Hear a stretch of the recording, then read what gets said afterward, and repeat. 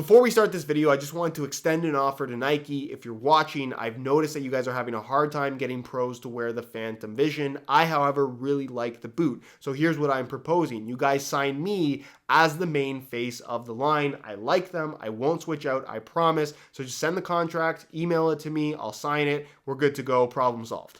Today we're going to talk about marketing, specifically in regards to Nike football boots, because at the moment, it couldn't be more of a disaster. Which is crazy considering that Nike has really dominated the football boot marketing scene for the better part of 10 years now, if not longer. Let's start with the positives. They have Cristiano Ronaldo signed to a lifetime contract with the brand, who is arguably not just the most successful Nike endorsed athlete when it comes to football boots, but arguably the most successful player to ever market a football boot, period. As long as Nike continues to put out CR7 colorways, while they do sell better or worse depending on the specific color and the story behind it, I think it's pretty clear and pretty safe for Nike that CR7's name will continue to sell Nike Mercurials. Here's the problem though, he's 34 years old, and while he doesn't seem to be slowing down as of right now, he is likely to decline sooner rather than later, at which point they're going to have to move on from Cristiano Ronaldo, at least to some degree, in regards to who becomes the main face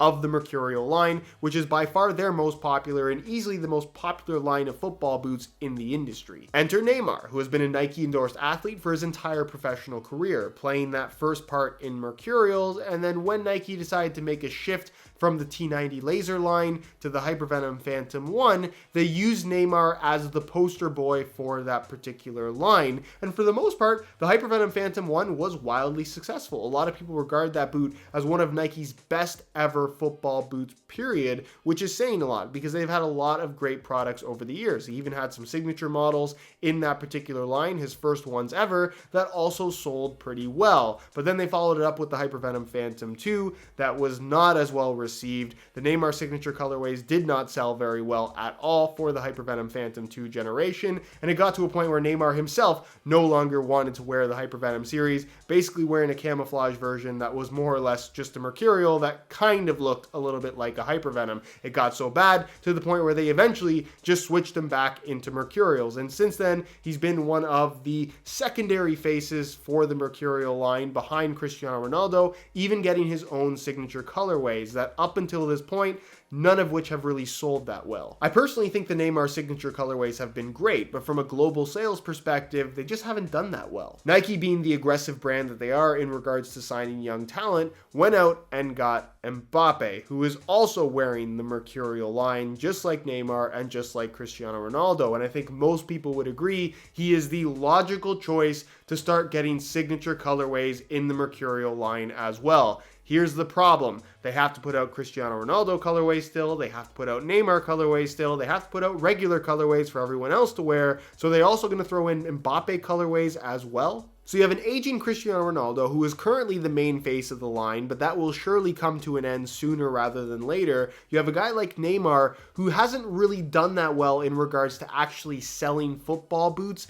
and also seems to be unpopular with a lot of people, depending on what your opinion is. And then you have a guy like Mbappé, who everybody seems to like for the most part, and seems like a logical choice, but Neymar is kind of in the way. It almost, to me, seems like they should kind of get rid of Neymar's signature, maintain Cristiano Ronaldo as a part of that line, and then bring in some Mbappé signatures if they really want to do well. Or at least better, because I think that they'll do well pretty much either way. And then we have the Phantom Vision, which is a relatively new model for the Nike brand that replaced the Magista series, specifically the Magista Obra 2. That was a great boot, it was well received, but one that ultimately didn't sell that well over its 2-year run. Certainly not as well as the original Magista Obra 1 did. As far as the Phantom Vision is concerned though, they made Coutinho really the main face of that particular line at launch. Yes, Kevin De Bruyne was used in a lot of the marketing as well, but I think it's safe to say, especially if you were around when those boots launched, that Coutinho was the guy that they wanted to be associated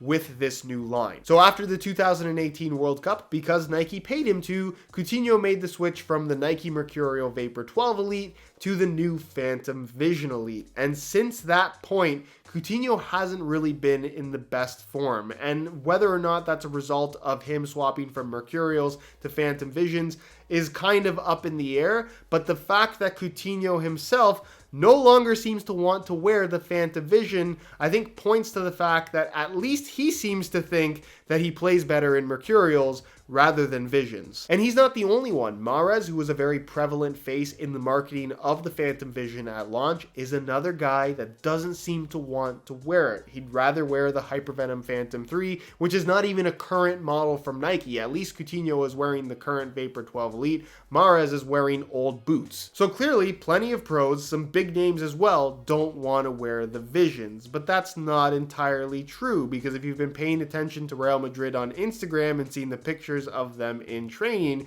you'll have noticed that Sergio Ramos has been training pretty much exclusively over the last month in the Nike Phantom Vision. Why does this matter? Because Sergio Ramos is one of, if not the main faces of the current Tiempo line, a line that is due to be replaced sooner rather than later. But if they move Sergio Ramos from Tiempo to Phantom Vision, who's going to be the main face of this new Tiempo? And say what you want about Sergio Ramos, because he has his fair share of haters. He's the only active pro to get his own signature colorway in the current generation of Tiempo Legends 7 Elites. They haven't given one to anyone else, so obviously Nike values what he brings to the Tiempo line from a marketing perspective, but he doesn't seem to want to wear Tiempos anymore. As far as I know, he's still wearing the Tiempos in games rather than the Phantom Visions, but the fact that he's training in the Phantom Visions exclusively leads me to believe that he eventually is going to make the switch. And then Isco, remember him?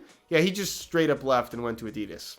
The Isco thing, in my opinion, really isn't that big of a deal. His contract with Nike ended, and probably Adidas offered him way more money to sign with them. So he did. The only reason why it's a loss for Nike at this point is because there seems to be a lot of instability in regards to their signature athletes and which boots they wear. So perhaps it would have been a time for Isco to kind of step in and become the face of one of these lines, because there seems to be some open spots for the Phantom Vision and possibly the new Tiempo. So why does all of this matter? Well, because Nike spends more money on marketing in the football industry than any other brand by a long shot. It's not even close. So from a marketing perspective, when you're paying these high-profile athletes to endorse a specific product and they choose not to wear that specific product, it just doesn't look good. And let's keep in mind that Nike is one of those brands that really likes to emphasize the fact that they work very closely with the best athletes in the world to create the best products, especially footwear. So all the marketing would suggest that Nike worked very closely